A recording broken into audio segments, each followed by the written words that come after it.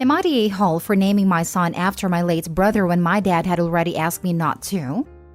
My older brother died at the age of 17. He and I were very close. We went through a lot together. Our mom got sick and died after we had to watch her fade away slowly.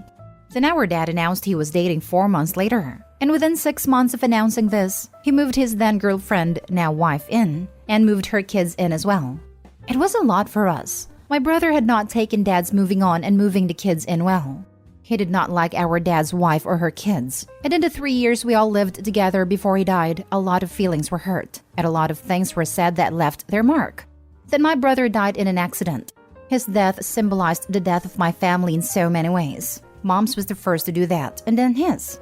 A lot of weird feelings are present with my dad's wife and her kids because of how he hated them, and my dad has mixed feelings there also. When my husband and I found out we were expecting, the first thing we figured was an honor to him would be amazing. My dad jumped in when he found out we were having a boy and asked me not to. He said my brother hurt a lot of people before he died, and there was going to be a sort of bitter feeling if I named their grandson and nephew after someone who treated them badly. He told me it would be hard for him too, given that when my brother passed, he was in big trouble for saying some stuff to his wife in front of her kids. And that while he loved my brother, he also knew that my brother is a point of pain for his stepkids. I chose to use the name anyway. I'm not very close to my dad or his family, so in the end, their feelings were not enough for me to bypass honoring my beloved brother. But now, I am getting grief from my dad and his wife. They accused me of being insensitive and deliberately awful to our kids who love me and see me as a sister, and would so love to be aunts and uncles to my son, but who will have to be reminded of a person who made his hates clear. Am I the a-hole? Now for the top comments. I was named after my late aunt. Based on some comments on this thread, I lived my whole life in her shadow, and I'm nothing more than a living memorial. Your dad and stepmom feel guilty because they try to force a new family less than 6 months after the death of your mother, and unsurprisingly, your brother wanted nothing to do with. Blaming a deceased 17-year-old kid for your own mistakes is vile, not the a-hole. I'm named after 10 women from both sides of my family. I cast my own shadow, not the a-hole OP. If they add no value to your life, why are they in it? Not the a-hole. You can name your child whatever you want to. By the sounds of things, you're not as close to your dad, stepmom, and step-siblings as you were to your brother. Did your dad ever get you or your brother therapy for everything that went down? He did, just after my brother turned 16, and he realized things weren't just going to fall together the way he wanted. Not the a-hole. Your dad failed your brother as a father. That is ultimately what you are reminding him of. Your stepmother also failed him. Children in blended families often have anger issues and undergo a lot of emotional turmoil. This is doubly true for children who have lost a parent. Your father didn't help your brother navigate these life changes and placed all the blame for his issues resulting from these life changes on his child. And now doesn't want to be reminded of that fact by his surviving child. What a waste of air. And on top of that, dad and stepmom are using the excuse of, but think of the step-sibs, to justify their own negative feelings. Have the step-sibs said anything for themselves? If not, this can be fully ignored. Celebrate your love for your brother by being the parents he didn't have after your mother passed. What better tribute could there be? Not directly about my son being named after my brother, but they have talked about how much it hurts them to see me love him and hear me talk about him because he hated them, and how hard it is to hear people talk so fondly about him. Next story. Am I the a-hole for making my sister leave after finding out what she was doing to my pregnant wife and kid? So, my sister is now divorcing her husband and she's staying with me while everything is finalized. Without getting too deep, my sister did have a miscarriage a few months ago. I talked to my wife before this, and I told my sister that I could find her somewhere else to stay if my wife being pregnant is going to be difficult to be around. She's been staying with us in the guest bedroom since then. My wife has lately been hyper-fixated on the baby's health. At first, I just thought that she was thinking about my sister and did my best to ease the concerns. Then I came home, my wife was in the living room crying, and she looked really stressed. She told me that she was fine and just stressed out. I didn't buy it. Eventually, she confessed what was really bugging her. My sister was pretty much trying to turn into a parent to our kid. Apparently, throughout this time, she was calling herself mom to our kid. When our kid would need a diaper change, she would do it, and get mad if my wife did it. When it was breastfeeding time, she would get upset, cry or get mad at my wife, Even ask her to formula feed so it's easier for everyone. She did more things, but you get what I'm saying. So the reason my wife was so fixated on miscarriages was because my sister was apparently berating her with things about miscarriage. Example, why are you eating that? That kills your baby. She had yogurt? No, don't do that. Don't you know that causes a miscarriage? She accused my wife of wanting a miscarriage because she was doing everything wrong or everything that causes miscarriage. The last straw was the day when she tried to tell my wife to also breastfeed a baby, then insult her when she said no. I asked how I never heard this, because while I do work late, she breastfeeds while I'm here. She said that she would do it when I'm not around, but when I left, it would start back up again. I sat down with my sister and told her that I'd be happy to get her a rental, hotel, so forth, and I support her in this. But she can't stay here, as I can't in good conscience let this affect people who are also going through hard times. She started pleading with me, saying she would never do it again. I told her that I'll keep helping her with whatever she needs. I suggested intensive therapy or professional help, but she got mad at me, so I said she needs to leave. She was yelling at me, but in the end left to a hotel. But my whole family has my butt for this, saying I will never understand a miscarriage and this is a normal behavior, and that she will never forgive me for being so mean. I'll pay to help her, emotional support, but my wife and kids didn't sign up for this. It is my fault to think that someone who went through that could be in front of that, but would I not even more of one be if I let her stay? Not day whole. As someone who's been through a miscarriage, it is not normal behavior. This requires mental evaluation. You are protecting your wife and your child from someone who has become unhinged. Or she already was, and she just took a while to let you realize her cheese had slid off her cracker. Never apologize for protecting your nuclear family, wife and kids, from crazy extended family, no matter the shape they take or the crazy lunacy they present. This is normal behavior. No, absolutely not. And she will never forgive me for being so mean. And if her nagging and stressing out your wife caused her to miscarry, would you be able to forgive her? She's jealous of your wife. She needs serious help. As for the peanut gallery, the minute one of them asks you to take her back, hit them with, if you care so much, do it yourself. Shuts them up real quick. Not day whole.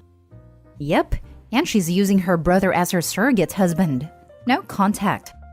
Not day whole. Your sister is severely mentally ill. No sound person behaves like this when they've had a miscarriage. The fact that she tried to claim motherhood over your son is a very alarming sign that she is, in fact, a danger to your wife and child. Please take what I'm saying seriously. There are countless cases where women who become mentally unwell after a miscarriage, being unable to have a child of their own, become psychotic and unalived expectant mothers for their unborn child or kidnapped children.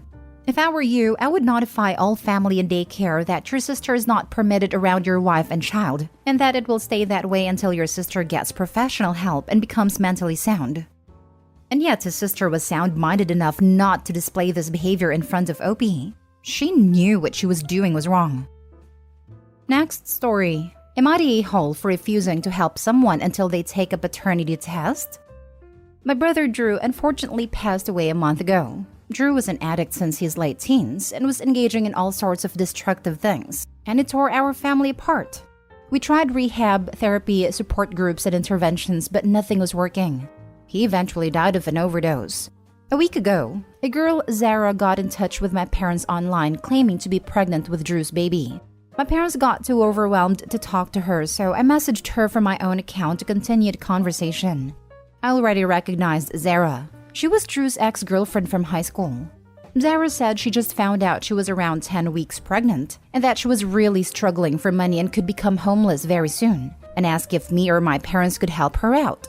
After doing my research, I told Zara that she needs to do a paternity test first. Even though Drew is gone, the test can be done with our dad's DNA. I even said I'd pay for the paternity test. Zara got offended and upset and said she thinks I'm horrid for calling her a liar. She sent me a voice message of her crying, which I thought was a bit out of the blue. I told Zara she can either take the test or not, but we aren't giving her any financial help until she takes the test. Zara left me on read. I told some of my friends about the situation and they think I could have been more understanding and kind to Zara. Now for the top comments. Not the a-hole. A woman, out of the blue, contacts your traumatized and grieving parents and says she is carrying your late brother's child, and wants you to send her money, and gets all kinds of angry and manipulative when you won't just pony up, no questions asked. No.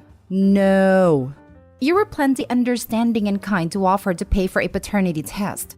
Added to add, you don't even know for sure that she's pregnant. Just that she wants money and is going to send recordings of her crying if she doesn't get it. You don't even know for sure that she's pregnant. Just that she wants money. That was my first thought. If your brother was an addict, it's likely the people he associated with were addicts. And addicts are going to addict. Meaning, they'll do/say anything to secure their next fix. That includes lying about being pregnant with a dead man's baby in hopes the parents will blindly send money in their grief. It's possible this girl is 100% clean and being honest. They might have had just a couple no-strings attached hookups given their prior relationship. But it is not even a little unreasonable for Opie and the parents to request proof. I myself am a recovering addict, and these were my thoughts too. Not the whole. Generally, a refusal to take a paternity test made with crying and accusations of calling the other person a liar means that the test will come out negative. If this is really your brother's child, Zara should have no problem submitting to the test. Okay, I agree with NTA verdict, but saying that if it's really Opie's brother's child, then Zara should have no problem submitting to the test reads a lot like, people who haven't done anything wrong have nothing to worry about from the police. Zara's perfectly within her rights to say no to the test. She is not within her rights to cry and be manipulative when Opie says no test equals no financial help, which is Opie's right to do.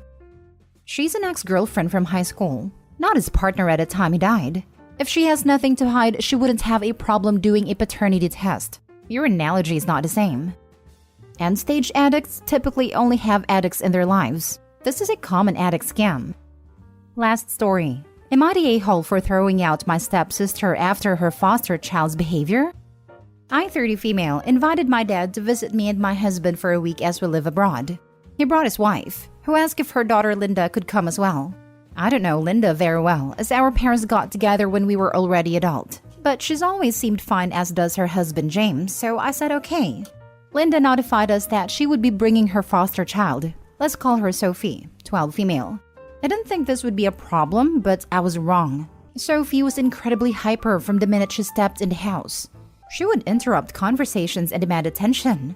Linda did nothing about her behavior. The first few days were long and arduous, with Sophie complaining about every activity and meal without fail, and dictating the running order of everything. Because if she didn't get her own way, she would have tantrums like a toddler and swear like a sailor. She also damaged some art supplies I let her borrow to paint with, and damaged the desk in my husband's study. We were all fed up, but felt sorry enough for Linda and James having to put up with it all the time that we didn't say anything.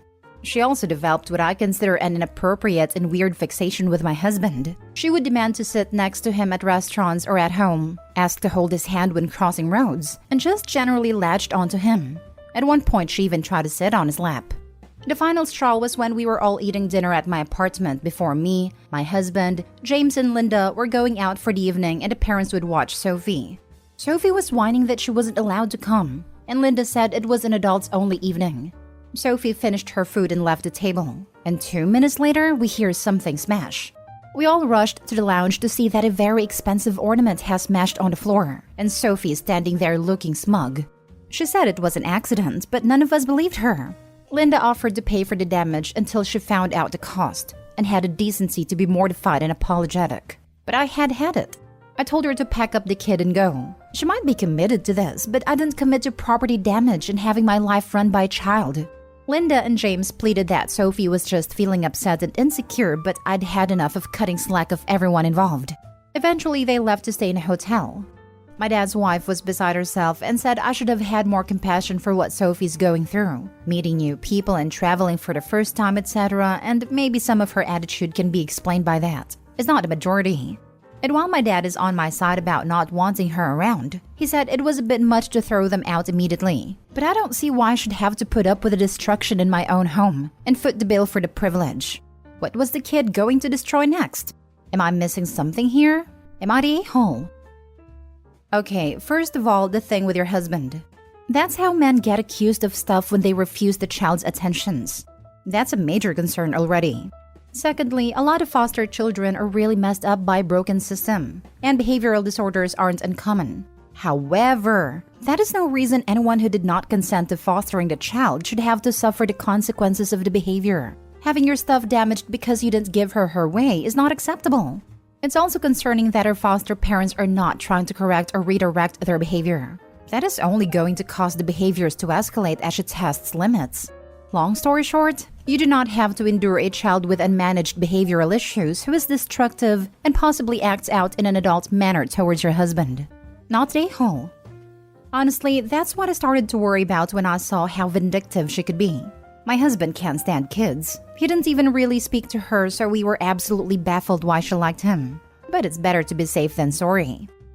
Not a hole. The girl's behavior toward your husband could be an indication that she was somehow victimized in her earlier years.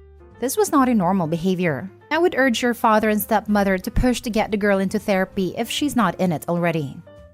It's unfortunate that she may have been victimized, but her behavior shows how vindictive she is. She could have said her husband got inappropriate with her and blow up their life. I hope he's nicer than me. They would have been told to get a hotel during the first tantrum.